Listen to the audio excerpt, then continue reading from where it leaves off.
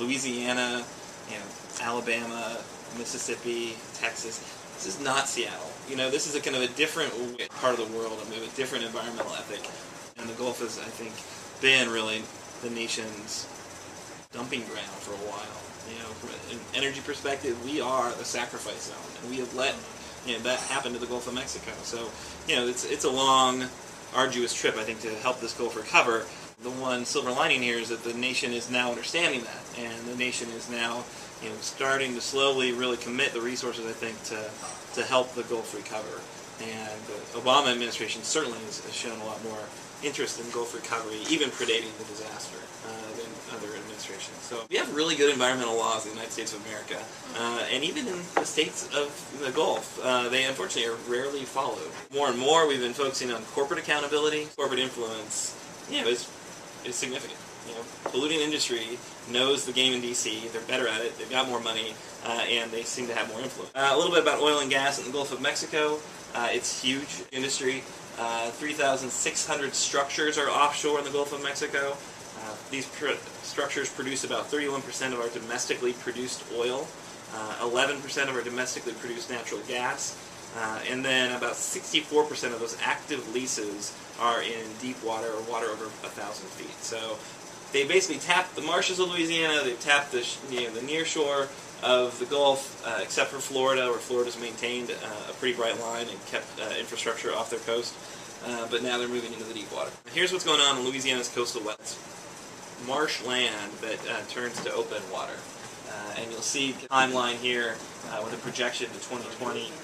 But of course, as that turns to open water, our coastal communities become more and more vulnerable. The coastal wetlands aren't just important because they're habitat. That is important, and we got about a third of the nation's wild-caught fisheries, which are in some capacity reliant on those coastal marshes for their nursing ground. But it's also important because that's what protects our neighborhoods. Every mile to 3 miles of coastal marsh that a storm surge travels over will knock down that storm surge by a foot. What I do know is that the oil and gas industry contributes greatly to the loss of those wetlands. The dredging of oil and gas canals through Louisiana's coastal marsh is probably the most significant impact on our wetlands. So there's two things that went on. The land of South Louisiana was really all built by the Mississippi River. The Mississippi River would basically flood every spring before the levees were built. And so when it would flood in high water events, it would distribute sediment and fresh water into that coastal marsh system and basically build land. The river would change course from time to time. A big flood event, it would go somewhere else. And so river sediment that we're standing on right now. So naturally that's going to kind of settle out over time. And if you do not have a natural system where it's depositing more sediment from time to time, you're basically sinking. After the flood of 27, the federal government said, we're just not going to let this happen again. We are not going to see this kind of major flooding affect a major city and a major region of the country. And the Corps of Engineers built a levee system that has withstood that. When we tied off the river from the floodplain, we basically ultimately doomed the marsh. When we had the oil companies come in behind the levees, though, we took a 1,000-year problem and turned it more like into a 50 or 100-year problem. So dredged 8 to 10,000 miles of oil and gas canals through the coastal system. Any straight line you see out in the marsh, that's not nature. When you dredge a canal, there's a couple things that happen here. You alter the hydrology of that system. You let salt water come into what would be brackish or freshwater systems because you've got these straight line paths that get salt water from the Gulf of Mexico. And of course, if it's a brackish ecosystem, salt water is not in too high levels bad, and if it's freshwater, it's really bad. And that'll kill the plants, and then when the plants dissolve, when the plants die, the whole system dissolves.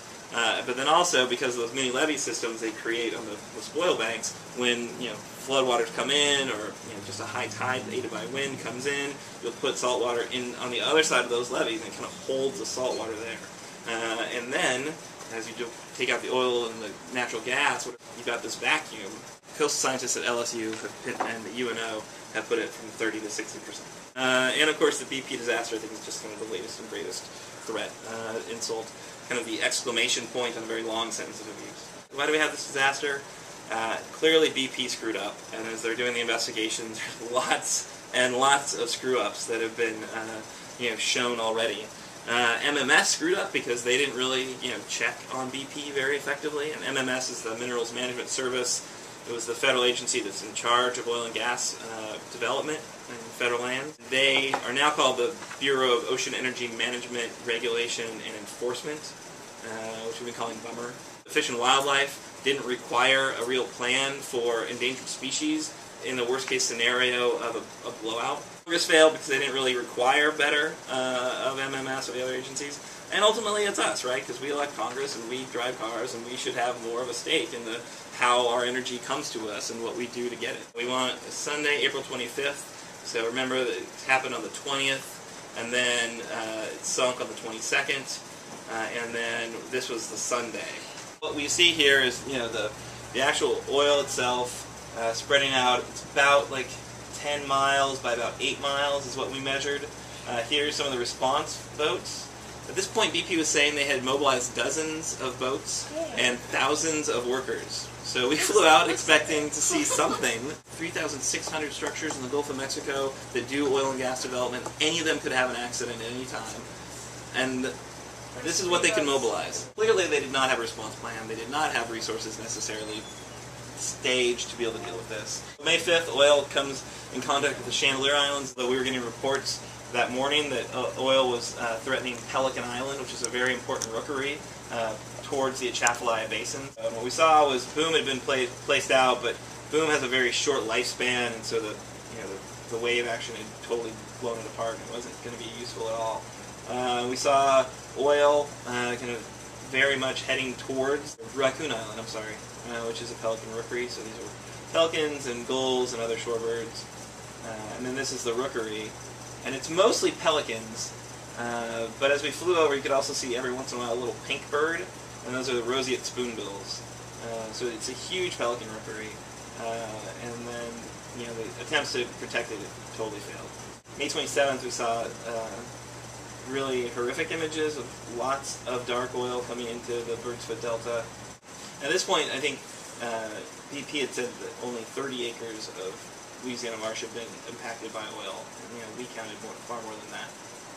June 4th, flew out to the source, the accident site. This is when they were actually drilling the relief wells and had a lot more boats out there, had the appropriate type of skimmers, so we're seeing a lot more activity, but still a lot of heavy oil. Another relief well, and they're actually flaring the methane that's coming off there. So it's this horrific image when you fly out there. It's like kind of Dante's Inferno-esque when they had like both relief wells going and actually capturing oil as well, because they had to burn off the methane, the oil that they were capturing.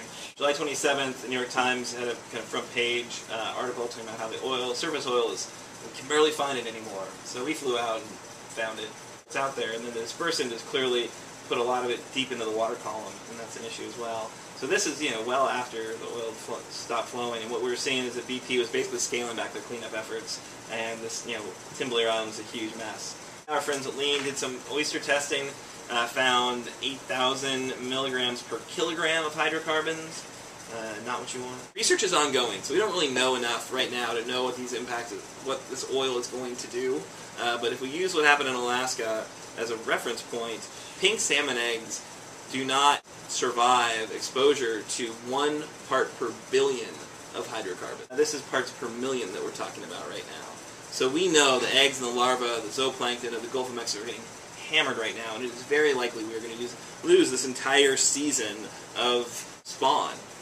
And what that means is you basically have instead of adding to the productivity of the Gulf of Mexico this year, we have subtracted from it greatly, and we need to be very mindful of, as we move forward, how are we managing our fisheries? Do we have a good handle on the productivity of these stocks, so we don't do what happened in Alaska? Every kind of wildlife species is vulnerable to oil, certainly. Mostly in their kind of earliest life stages. But I think that egg, larva, zooplankton, the fundamental building blocks of life in the Gulf this year are basically gone.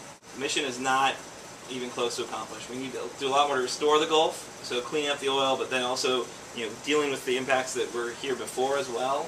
This coastal restoration effort, moving our energy economy off oil. Like if we don't get serious about getting off of oil with this disaster looming, I don't think we ever will. Decrease our vulnerability to the kind of what goes on in the Middle East and what goes on in the countries that have lots of oil is to get completely off of it. And of course, from a global warming perspective, we have to.